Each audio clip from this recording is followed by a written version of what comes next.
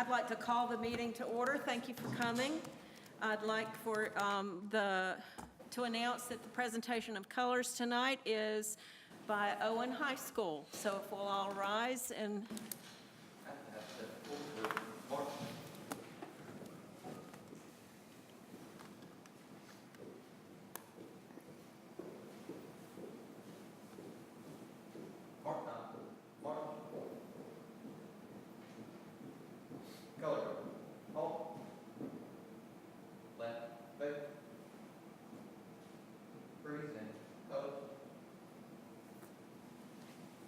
I pledge allegiance to the flag of the United States of America and to the republic for which it stands, one nation, under God, indivisible, with liberty and justice for all.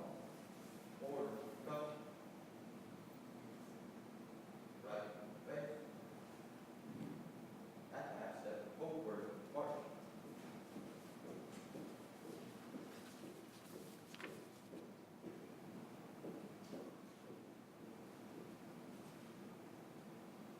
I ask that you remain standing for a moment of silence.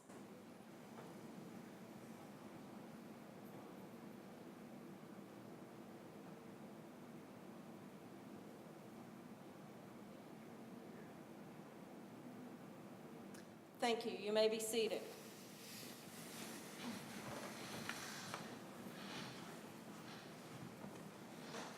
Before we approve the agenda tonight without objection, I'm going to ask that we add an item to the end of the agenda. The board will have a discussion about an appointee for the School Capital Fund Commission for Buncombe County, and that will be at the end of the agenda.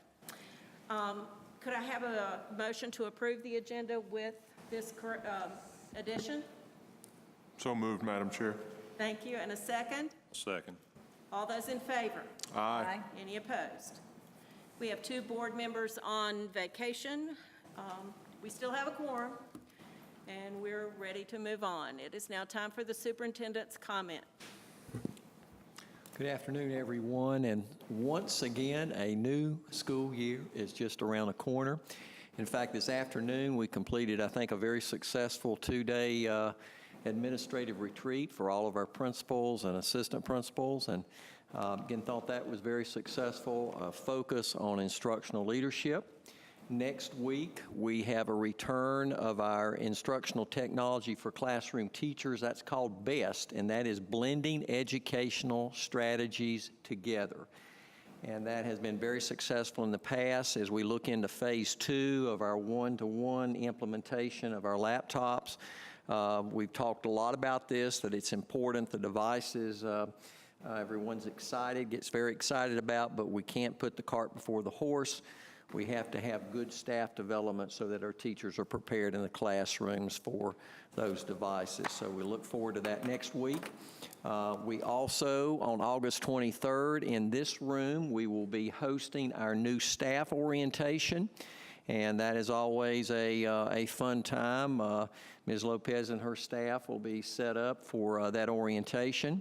And the important date for those students out there that happen to tune in is going to be August 29th. Maybe that might be more important for the parents of those students, but that will be our first official day of school. And by the way, that's going to be the latest start for Buncombe County schools in quite a while, quite a few years. So it's just around the corner. I would also encourage, especially for primary and elementary school students, I would encourage those parents to go to your school's website and look for particular dates that you might have a Meet the Teacher Day.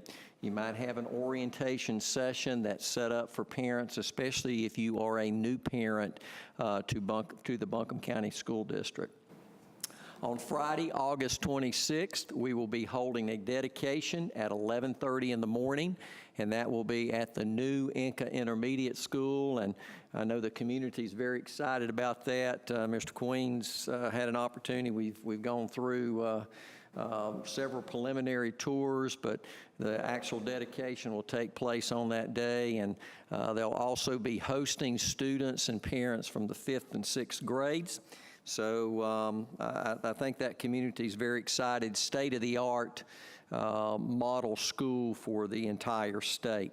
I want to congratulate the Nesbitt Discovery Academy. They recently received a very prestigious honor from the State Board of Education. They are now identified as a STEM School of Distinction, and that is quite an honor. And for that particular school, they will soon be hosting a brand new class, and that will complete 9th, 10th, and 11th grades. Constructions for the Williams Baldwin Teacher Campus. That particular location is across from Eblin Intermediate and is just behind the Buncombe County Emergency Management offices.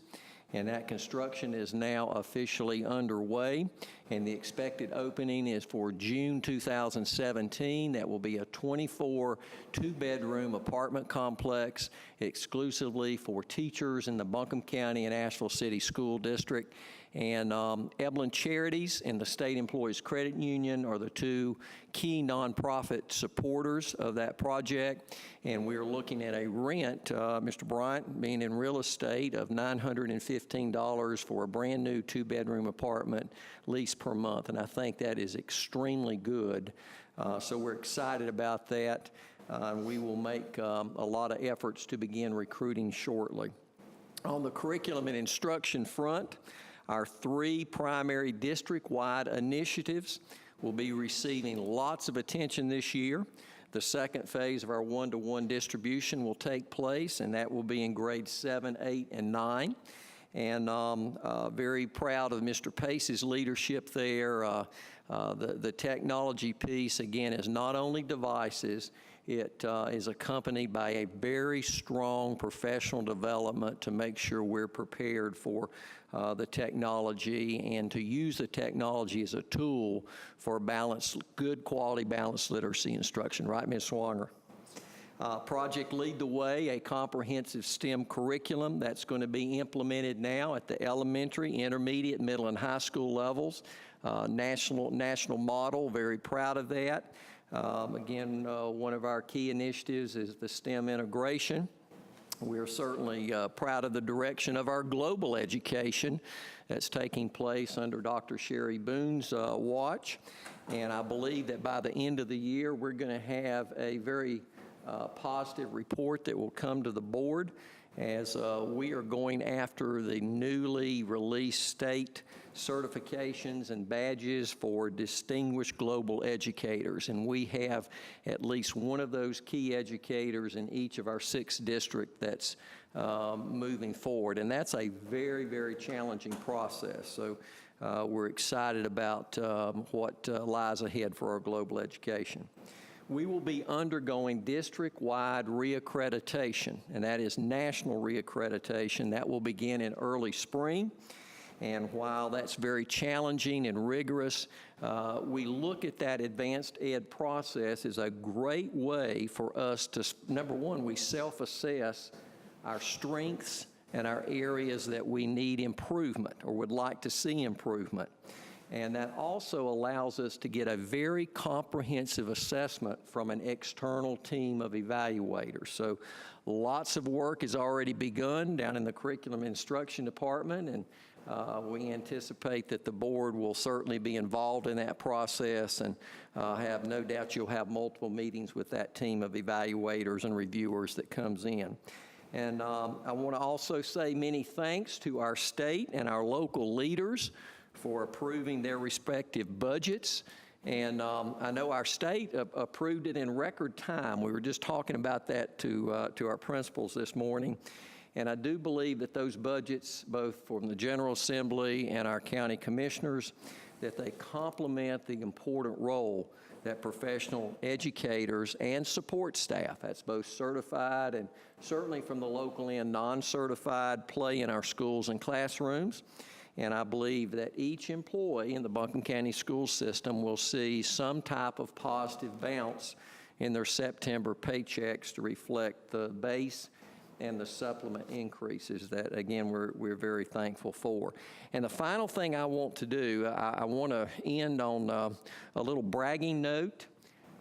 If you go to our district website, I think if you compare over the past 2 years and what that website looks like and the publications that are coming out in reference to promoting Buncombe County schools, I got to point the finger at our communications department, and that's Dr. Porter, Stacia Harris, and Ben Rickert. And they just came back from a national School Public Relations Association conference, and guess what they came back with? And that is an award of excellence presented to the communications department for distinguished achievement in the category of school district, and it says video produced with outside contract, where they're talking about the contractor being Ben sitting over there, and thank goodness he is now part of our internal team. By the way, recently they had their first child, and if you hear Ben snoring, there is a good reason for that, because somehow the baby, I think, has just gotten mistaken day and night, Ben. But that happens to all of us. So good luck. But again, I want to really congratulate them. I'm very proud, Dr. Porter, you and your team, of what's taking place in that communications department. That ends my comment.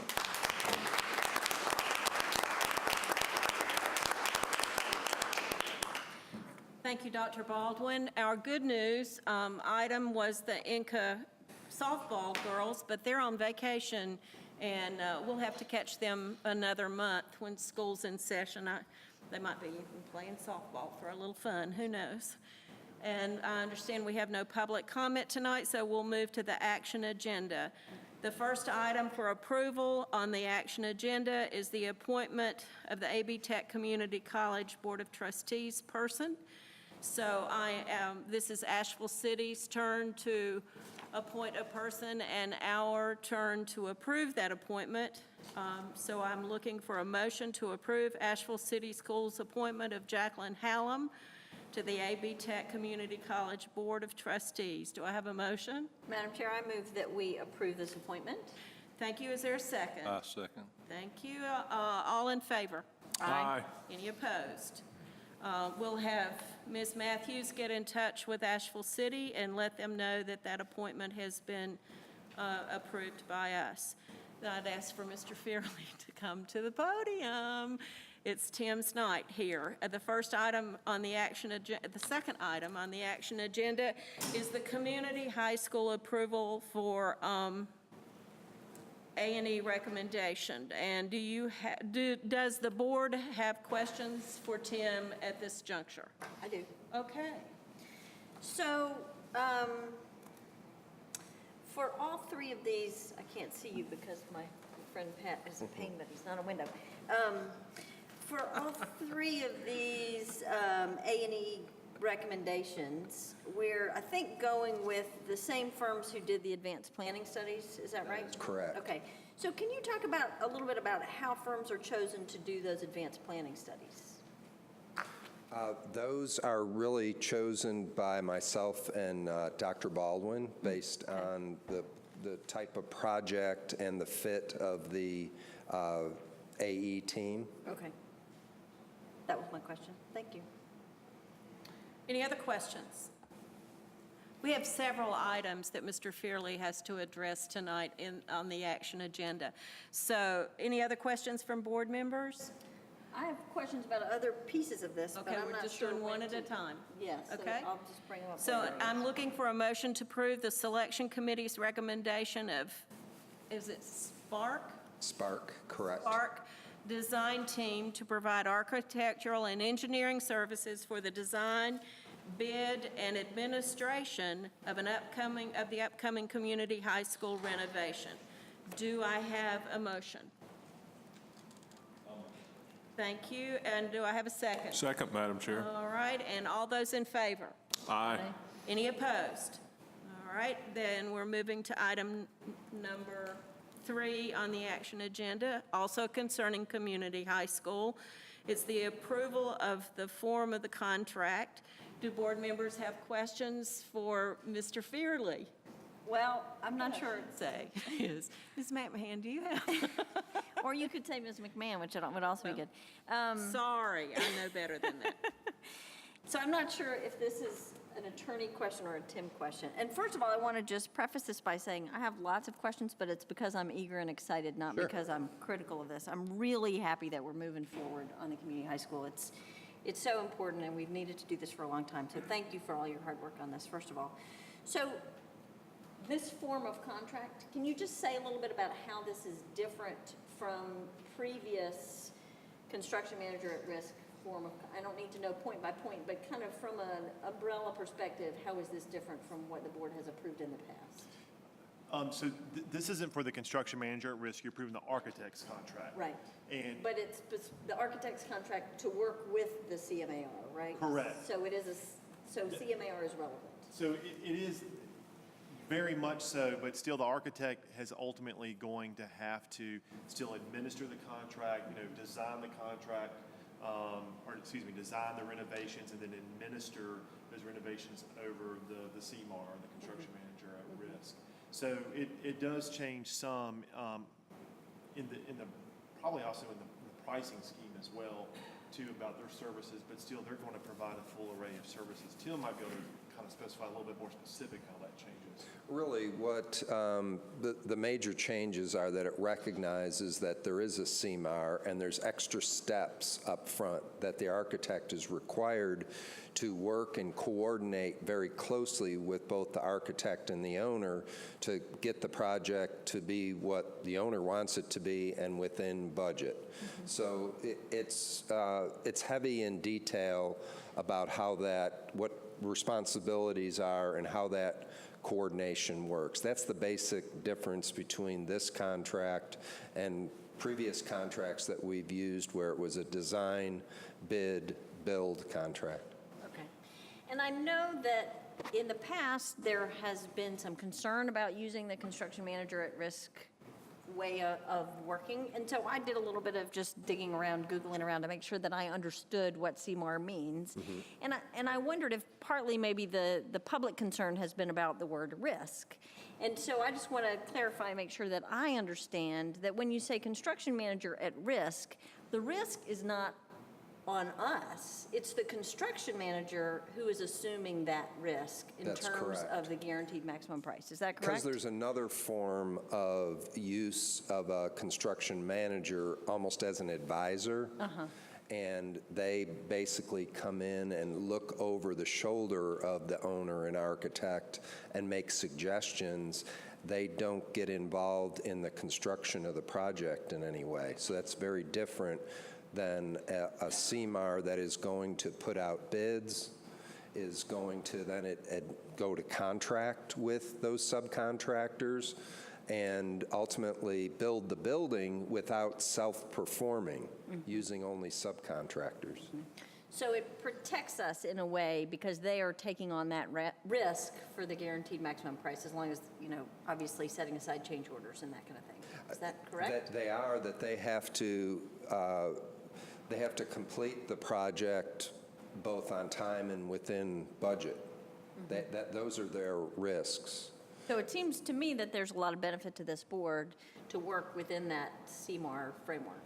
For large projects, and I think this community high project is getting close to the level where maybe $5 million project, it isn't really beneficial in that there's so much kind of more overhead and effort you have to do up front that you probably would lose some time and cost, really. You wouldn't see the benefit for smaller projects. But for something of this size, especially in an environment, a bidding environment now where both maintenance and myself are seeing that we're having to go out and beg folks to bid our projects.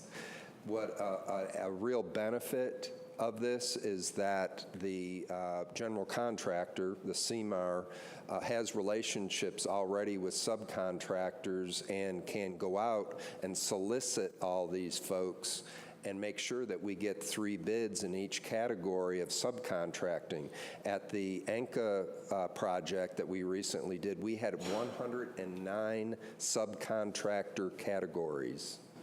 And we saw the bids. We got 3 bids for everyone, and we saw the bids. So there was no surprise on bid day. Didn't have to come back to you, and I knew what the price pretty much was going to be before we got to bid day. Okay, thank you. Any other questions from board members? I was just going to point out what I like about the CMAR way of doing this is it seems like with Inca Intermediate, it's just been a very seamless process. Yeah, there really hasn't been any blips on the radar with the timeline, right? I mean, we're right where we're supposed to be. We're right on. It's more of a teamwork kind of environment as opposed to an adversarial environment. So it's been good. It just sounds like a very nice change. So I appreciate it. I do have one just little logistical tweaky question. Several of these documents reference decisions that we made at the June 2nd meeting. Wasn't it actually the May meeting when we approved all the capital projects? Just want to make sure we get our record keeping right. Because I looked back at the June agenda and thought, no, I think this was May. Was it May? So we may just want to update these documents just to make sure we get our dates Okay. right. I'll let you. Okay. Kim, Dr. Baldwin agrees it's in May, Okay. and you know. We'll make Ms. that Zipper correction. agrees. Thank Zipper you. agrees. Sorry I didn't catch that sooner. That's all right. Any other questions from board members? I would entertain a motion to approve community high school approval of form contract. Oh, Thank you. And do I have a second? I'll second. Thank you. All those in favor? Aye. Aye. Any opposed? Community high school, next item. Community high school renovations, authorize board chair to negotiate and execute the A&E contract. Do board members have questions for Mr. Fearley? Well, yes. Of course. Did my homework.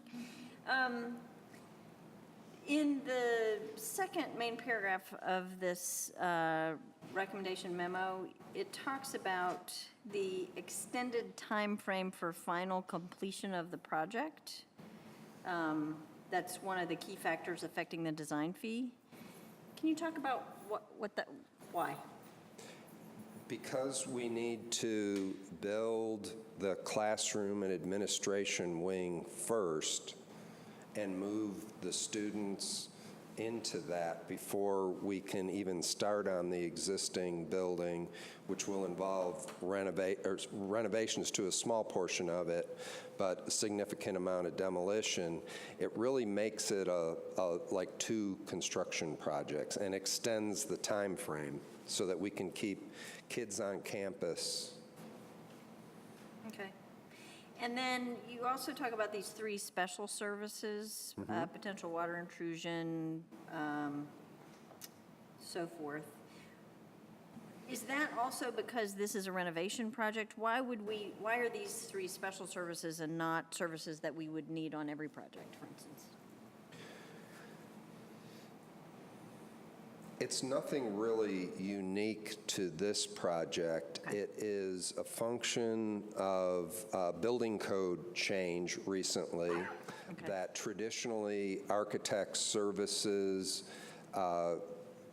did not involve these special inspections and documentation and report back to the building department at the end of the project, that special inspections. So it hasn't been fully absorbed, those services haven't been really fully absorbed into the normal, what we would call basic services. So we're calling them special services as a needed thing. I could hire somebody else to do that, another architect, another engineer, a geotechnical firm. or you can bring it into the contract, and then the design team kind of administers it and takes full responsibility. So you have kind of singular responsibility for that. So that's the reason for that. The building membrane specialist is a consultant. Architects are generalists. And building science and energy codes have become so complex that the detailing of the building is very complicated to avoid water intrusion and meet the energy codes. So our buildings are becoming thinner, not less expensive, but because they're thinner and can't absorb the moisture that older buildings can, there's a real potential for not just water, but for water vapor to get in and cause a lot of problems. So through the roof and walls and windows and all the joints in a building. So that is really a function of the energy code that makes that a critical item. And I'm certainly not an expert at it. There are experts out there, and I think it's good insurance for the school system to avoid water infiltration. And then the third one, the energy models is the third one.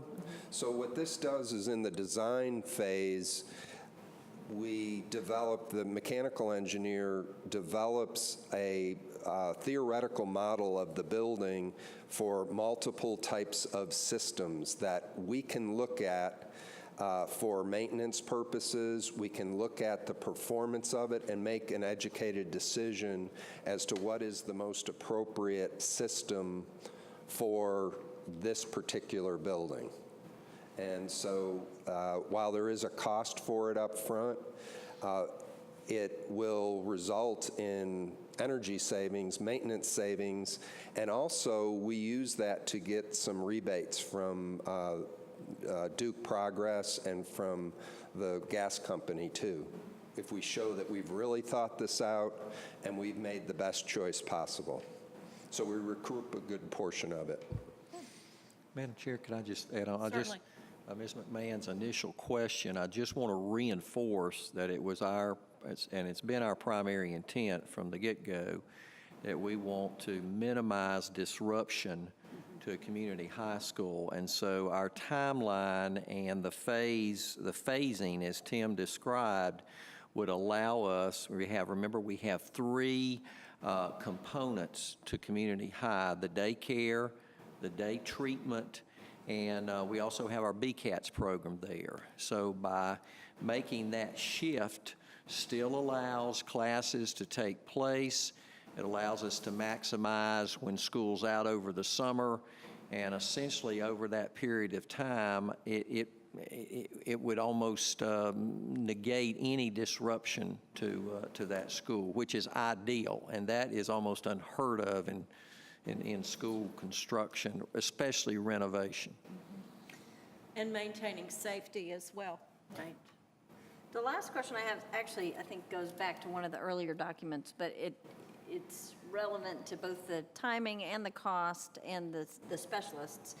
In terms of the geotechnical report that was there, actually, my first job out of college, I was a secretary in a geotechnical engineering firm, so I typed up these same reports. It took me back. She's been on a memory trip. That's right. The slogan of the firm was "Dirt is our life." Just so you know.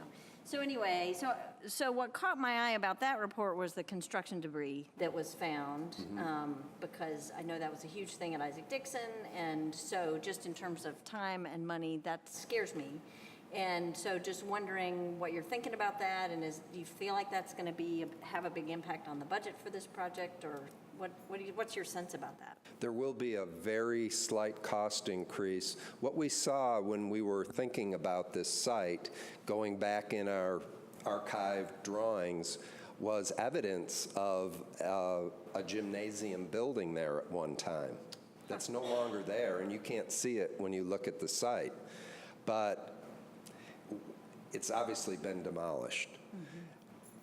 I got a geotech involved and asked them to do some borings in that area, gave them that to see if there was any evidence of that.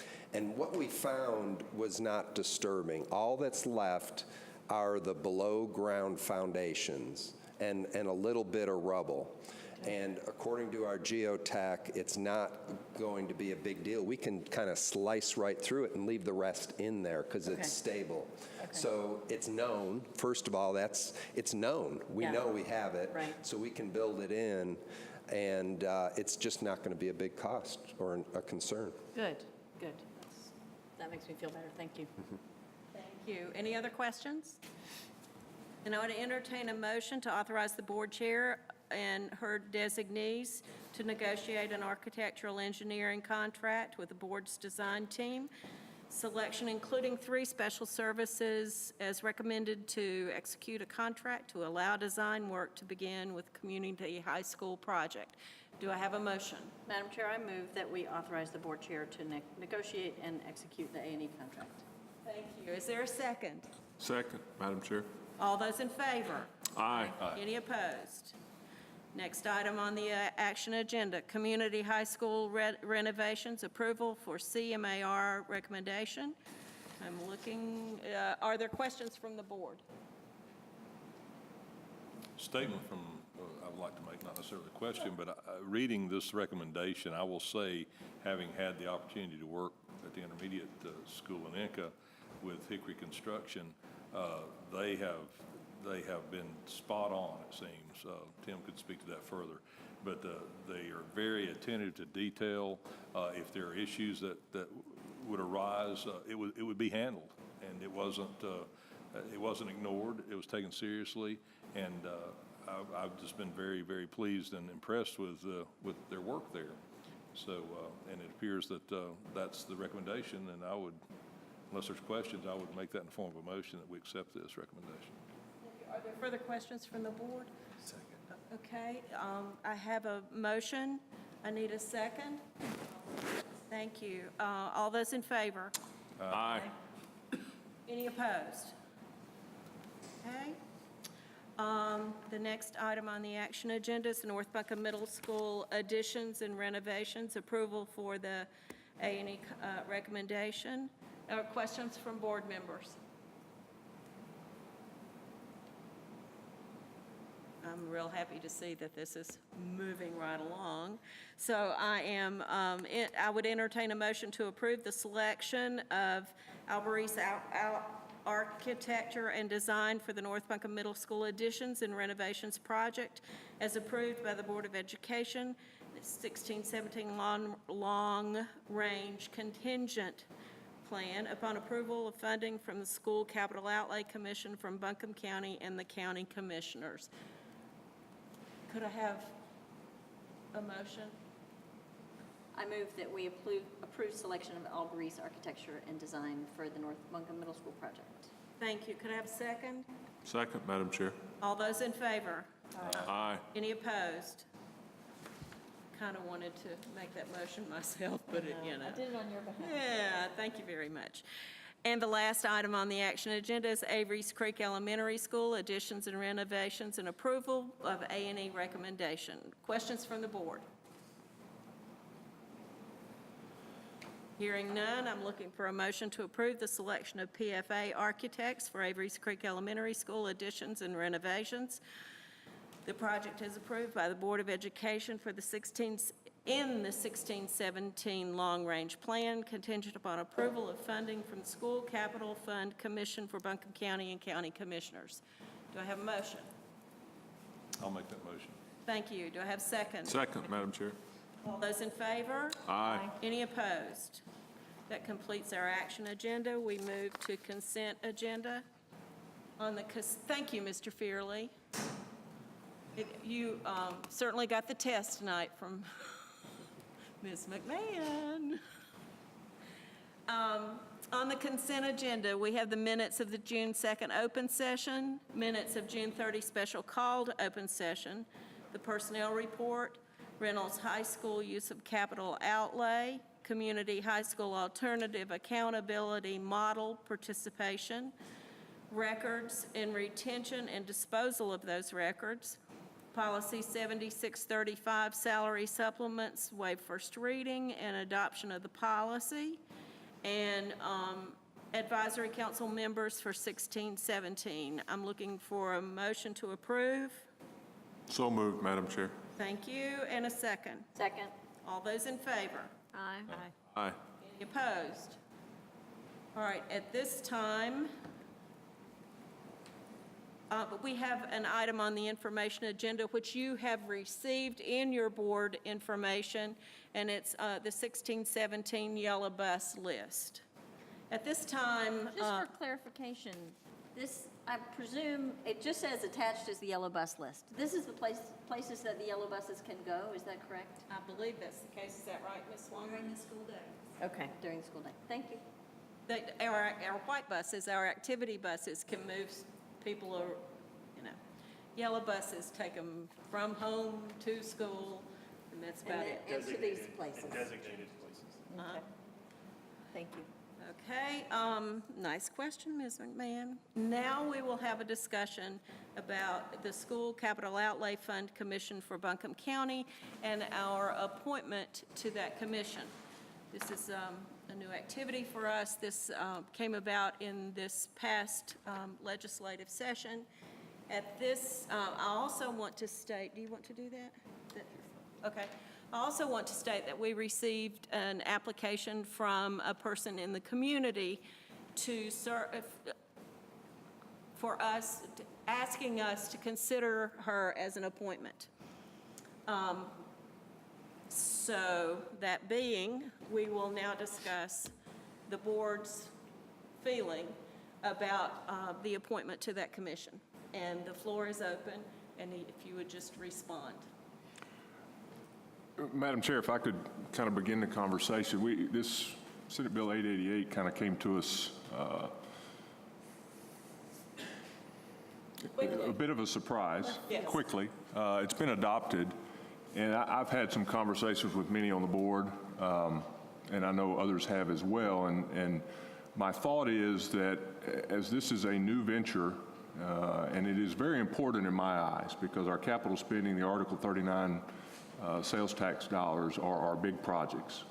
And correct me if I'm wrong, Dean, but I think 150,000 and above, but it takes in all of our major school building projects. And it's a change in the way we've done business. And it's my belief that this board would be well served, at least initially, and do the best service for our constituency, the people of Buncombe County, to have a sitting member of this board be our appointment to that group. The group is going to be made up of an appointment by the Asheville City School Board, the Buncombe County School Board, 2 from the County Commission, and it's my understanding, I think they're appointing 2 seated county commissioners as their appointments. And then the 5th will be selected by those 4 people. And then those 5 will, in working with the full county commission and probably the county manager, work through the initial steps of how is this going to play out? What exactly is our role going to be and how that will go? And I just think we would be best served to have our initial membership appointed from this board be one of our sitting board members. Those are my thoughts. Another board member. I would just say it's 100,000. 100,000. 150. It's just to put that up there. Sorry to interrupt you. No, go right ahead. Other comments from board members? I would agree with that, and I think that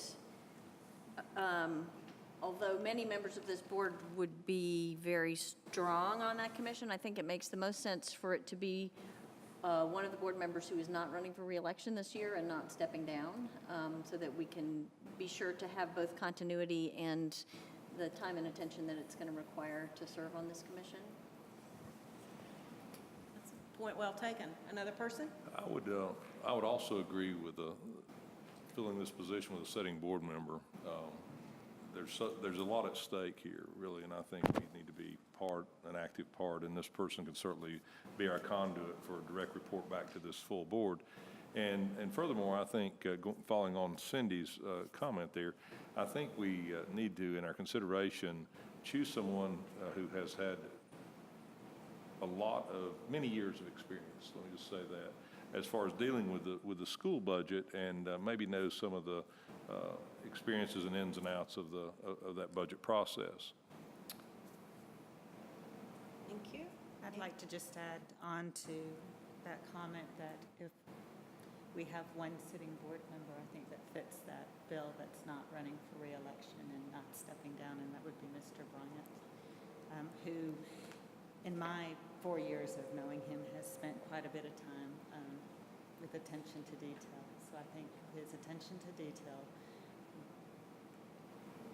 tenacity, bulldogs, I guess, some behavior at times when needed, and years of experience make him very qualified for this position. Well, that kind of sounds like a motion from the two of you. Am I reading that correctly? I could put that in a motion. I move that we appoint Mr. Pat Bryant to the, and I hope I have this right, School Capital Outlay Commission for Buncombe County. I'll second that nomination. Oh, thank you. All those in favor? Aye. Any opposed? I abstained. I'm not going to vote for I'll myself. vote in your stead. Okay. Thank you. Mr. Bryant will serve us quite well, and there are other members on the board that would have done that as also. As Mr. Bryant said very eloquently, this is a new endeavor for us, and we have many capital outlay projects that we have presented, and I think Dr. Baldwin could talk about these, that are sitting on ready for us to do, and the money has not been released because of this new commission. So, that being said, Dr. Baldwin? I'll keep this very brief. In fact, Mr. Shanley, if you'll help me just pass that, Ms. McMahon, Mr. Bryant. It's certainly, this is a public document. We were asked by the county,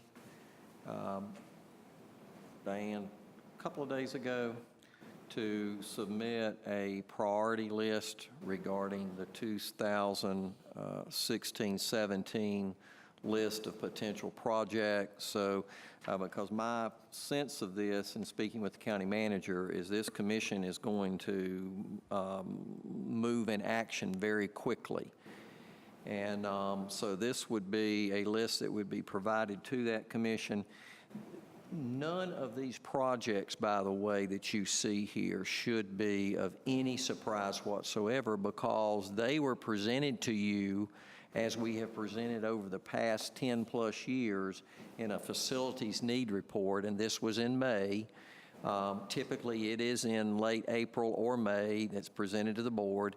And we have, again, traditionally identified a 5- and 10-year long-range, short and long-range plan. So all of these projects were listed, and they were actually listed, the majority, for active status for 2016-17, and they were also approved by this board. If you recall, following that facility needs report, you approved the projection. So I want to thank Mr. Warren, who received that call and moved very quickly, which again, he could move quickly because we've already gone through this process and we've worked through with the board and we've presented it to the public. So he identifies an actual total of $15,130,000 worth of projects. Again, all of these have appeared before in front of you on our projections. So I wanted just to give you a reminder, and you can see the prioritization that's been given. If you recall, and we've said this every single year that I've been here at central office and heard it under other superintendents, that the one area that we're always leery of from an emergency standpoint is roofing repair. And so you can see our number one priority that's been identified. And I would also add that if you've kept up with the city's, Asheville City Schools request at Asheville High School, that roofing was a significant need and a significant part of what we certainly anticipate to be their request. So just thought this information would be helpful. Certainly has no bearing in terms of your appointee, but it will be provided to the entire commission. Thank you, Madam Chair. Certainly. For the public's knowledge, Asheville City has already appointed their person. Our person has now been approved, and Ms. Matthews and Dr. Baldwin will get in touch with the county manager and let them know that our appointment has been made. And we will start on this new journey with this School Capital Fund Commission for Buncombe County. I would like to call your attention to, and Dr. Baldwin has already done that the Income Intermediate School dedication is August 26th at 11:30. The first day of school is the 29th of August. Board of Education regular meeting is September the 1st here in the Minitorium. We have a district-wide advisory council meeting on October the 18th at Nesbitt Discovery Academy. I would entertain a motion to adjourn the meeting. So moved. Thank you. And a second? Second. You little dirty rats. They do that to me because I don't think they're going to give me a motion, and we're going to sit here all night looking at each other. All those in favor? Aye. Any opposed? Very good. We can go home. Thank you.